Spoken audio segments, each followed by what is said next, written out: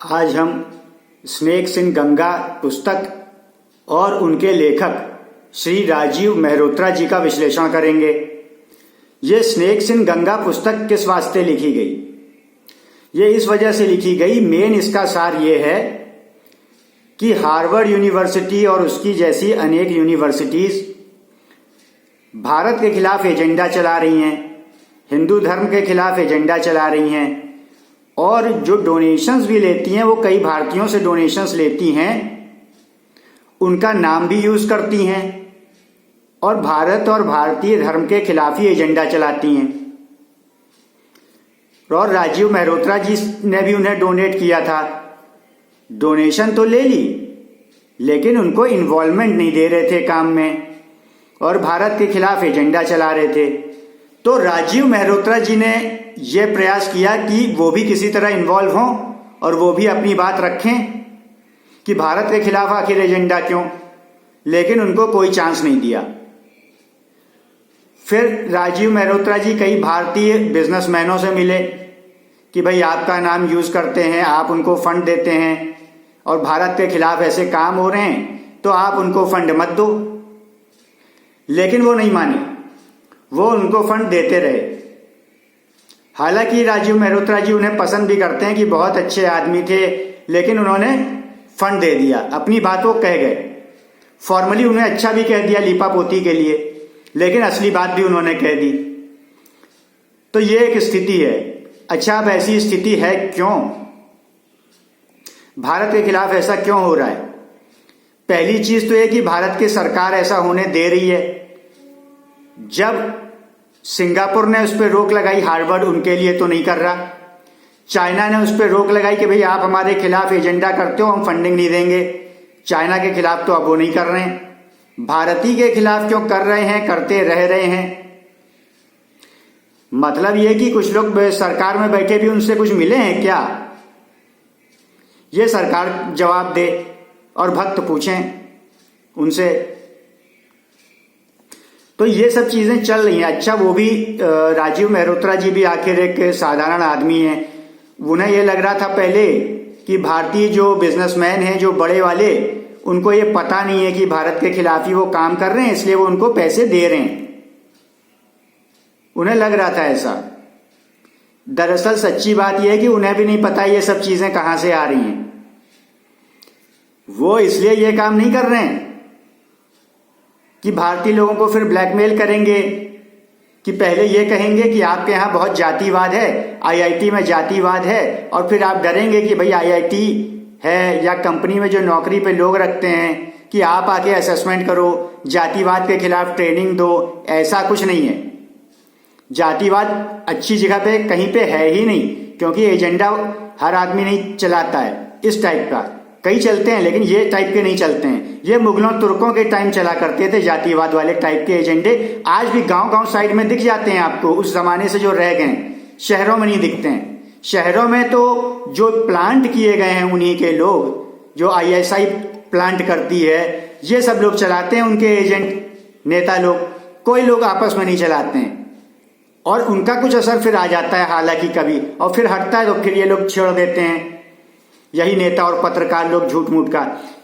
लेकिन ये फिर आ कहां से रहा है? ये क्यों, कौन है? हार्वर्ड वाले ऐसा नहीं करेंगे।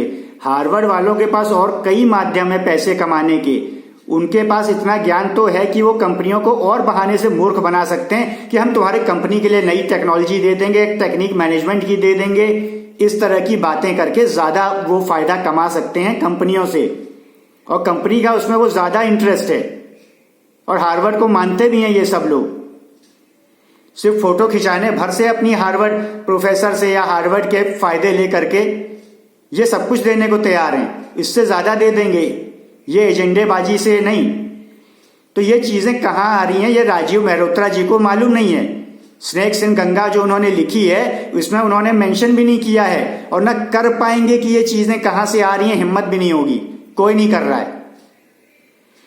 असल में ये चीजें जो हार्वर्ड के प्रोफेसर कर रहे हैं, ये भारत के खिलाफ एजेंडा नहीं कर रहे हैं, ना इसलिए कि भारत तरक्की ना कर जाए, अमेरिका से आगे ना निकल जाए। ऐसी कोई बात नहीं है। क्यों? क्योंकि भारत अमेरिका से आगे निकले पीछे रहे, अमेरिका को क्या फर्क पड़ता है। अगर आप ये सोच रहे हैं अमेरिकी बिजनेसमैन, तो जो अमेरिकी बिजनेसमैन है वो तो चाहेगा कि भारत तरक्की करे, क्योंकि उसका सारा इन्वेस्टमेंट भारत में पड़ा है। गूगल नहीं भारत में पड़ी है, फेसबुक नहीं भारत में पड़ी है, और आप कोई भी कंपनी बड़ी से बड़ी देखें वो सारी भारत में पड़ी हुई हैं। जो भारतीय कंपनियां आप कहते हैं, अमेजन तो उनकी है ही है, फ्लिपकार्ट भी उन्होंने ले ली है वॉलमार्ट ने, और जब नहीं भी ली थी तो फंडिंग सारी उनकी आ रही थी। फंड तो इन्वेस्टमेंट फंड्स उन्हीं के हैं ना बड़े, लेकिन वो भी उनके नहीं है, अमेरिकन ने बनाए हैं, अमेरिकन है नहीं। सिर्फ एक अगर मासायोशी सोन को छोड़ दें तो पेटीएम की फंडिंग भी अमेरिका ज्यादा कर रहा है, अगर सॉफ्ट बैंक को हटा दें, हालांकि वो मेजर है। तो सारे के सारे ओला, उबर, ओयो, पैसा उनका लगा हुआ है, वो चाहेंगे भारत डूब जाए। भाई अपना पैसा अपने सर पे कोई कुल्हाड़ी मारेगा, ये तो पैरों पे कुल्हाड़ी मारने वाली बात भी नहीं हुई। तो फिर ये बातें आ कहां से रही हैं? क्यों हार्वर्ड ऐसा कर रहा है? जबकि अमेरिकन तो रोकेगा, पागलपन ना करो, वहां थोड़ा सुकून से लोगों को जीने दो, काम धंधे अच्छे चल जाएं। तो ये अमेरिकन नहीं है। अमेरिकन के पास भी फंडिंग कहां से आ रही है? मस्क ने अभी ट्विटर खरीदा, मस्क के पास पैसा कहां से आया? मस्क क्या फ्री स्पीच के लिए इतने बिलियनों डॉलर खर्च कर देगा? पागल बैठा हुआ है। फ्री स्पीच कोई और करे, वो खर्चा करेगा। ये सारी फंडिंग मस्क की कतर से आई है। कश्मीर से लेके कन्याकुमारी तक इन्वेस्टमेंट किसका आ रहा है? कतर का आ रहा है, सऊदी का आ रहा है, यूएई का आ रहा है, इन सब के फंडिंग आ रही है। धारा 370 कोई हटी नहीं है, कॉमा फिल स्टॉप जिससे सहित वैसी की वैसी ही है। सिर्फ उसके जो प्रोविजंस थे उनको अब यूज कर लिया गया है। पहले कोई और प्रोविजंस यूज कर रहे थे, अब दूसरे कर रहे हैं कि चाहे ये कर लो, चाहे ये कर लो, चाहे ये कर लो। पिक एंड चूज करना था, अब उन्होंने अपने हिसाब से दूसरा चूज कर लिया। क्यों? कि आप वहां जाएं? नहीं, कतर, कुवैत, सऊदी की फंडिंग वहां पे जा सके, वो इन्वेस्ट कर रहे थे। अगर झगड़े फसाद वैसे ही होंगे, काम धंधे नहीं होंगे, इन्वेस्ट कैसे करेंगे? फायदा कैसे? डूब नहीं जाएगा इन्वेस्टमेंट। इसलिए ऐसा हुआ था। पूरा देश भर में फंडिंग कहां से आ रही है? आप देख लीजिए कहां से आ रही है। अमेरिका की भी जो फंडिंग है उन इन्वेस्टमेंट फंड्स में भी ज्यादा फंड किसका है? पता है किसका है? देख लो। सब बड़ी से बड़ी फंडिंग जहां से आ रही है उनका एजेंडा ये नहीं चलाएंगे हार्वर्ड वाले, तो किसका चलाएंगे? ये तो सिर्फ अपने आप को और भारतीय बिजनेसमैनों को देख रहे हैं, जिनके बहुत बड़े फंड हैं, लेकिन उसके मुताबिक टोटल जो बड़ा फंड आ रहा है उसके मुताबिक बहुत छोटे फंड हैं। सबसे बड़े फंड सऊदी और कतर, कुवैत के आ रहे हैं। तो वो तभी फंड देंगे कि भाई हमारा एजेंडा करो, तो उसका तो हर हाल में करना है, वो तो सबसे बड़ा है। अब जो बाकी के जिनके भी काम कर रहे हैं जिनके नाम से, उनका नाम भी ले लो, और थोड़ा बहुत नाश्ता आस्था के टाइप में थोड़ा बहुत पैसा उनसे जो खींच रहा है वो भी तो खींचो ही, छोड़ने को कोई थोड़ी, उससे भी खींच लो। लेकिन जो मेजर फंडिंग है वो पूरे देश हैं, वो दान कर रहे हैं, तो उनको नहीं रेजिस्ट कर सकते। दूसरी चीज ये है कि करने की हिम्मत भी नहीं है, करेंगे तो सजा भी दे देंगे, वो देश हैं। दूसरी चीज कि अब भारतीय लोग उनका साथ क्यों नहीं दे रहे हैं? राजीव मेहरोत्रा जी का, स्नेक्स इन गंगा वाले का, वो आज भी इस प्रश्न में खोए हुए हैं। अरे भाई कैसे वो साथ देंगे? उनके सारे के साथ सबके हित कतर, कुवैत और सऊदी में फंसे हुए हैं, यूएई में फंसे हुए हैं। बिजनेस कर पाएंगे? फिर वो कैसे करेंगे?